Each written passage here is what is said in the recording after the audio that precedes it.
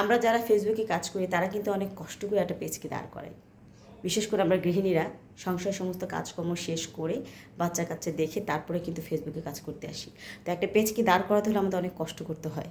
সেই জন্য আমরা সাধ্যমতো চেষ্টা করি কীভাবে আমরা আমাদের পেজটাকে দাঁড় করাবো, কীভাবে গ্রো হবে, আমরা কীভাবে সফলতা অর্জন করতে পারবো।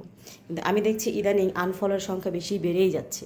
এখানে অনেকেই আছেন যারা ফলো দিয়ে দুই তিন দিন পরে সেটা আনফলো করে দিচ্ছেন। তাহলে আপনারা কেন কাজ করতে আসছেন? আপনারা তো ফেসবুকে কাজ করতে আসেননি ভাই। তাদের উদ্দেশ্যেই বলছি যারা আনফলো করছেন, আপনারা কাজ করতে না এসে আমার মনে হয় আপনারা হচ্ছে হয় ফাজলামি করতে আসছেন, তাহলে আপনারা বিজনেস করতে আসছেন। আমার যতটুকু আমার জ্ঞান যতটুকু বলে আপনারা পেজটাকে একটু গ্রো করে আপনারা ফলোয়ার বাড়িয়ে সেটা কী করেন, সেল করে দিতে চান। এরকম বহু মানুষ আছে করে, আপনারাও তাদের কাতারে পড়ে গেছেন। তারপরে সেল করে দিয়ে আপনার আবার একটা নতুন করে পেজ খুলবেন, আবার আপনার ফলোয়ার বাড়বেন, আবার সেটাকে সেল করে দেবেন। হ্যাঁ, আপনি তো ভাই পেজের মর্ম বুঝবেন না, কীভাবে বুঝবেন বলেন? একটা পেজকে কষ্ট করে দাঁড় করিয়ে সেটাকে টিকিয়ে রাখা যে কত কষ্টকর, কি মায়া থাকতে পারে সেটা বোঝার মতো ক্ষমতা আমার মনে হয় না যারা আনফলো করছেন তাদের আছে। এইসব ব্যবসা থেকে বিরত থাকুন, তাহলে দেখবেন আপনি মানুষের দোয়াই পাবেন।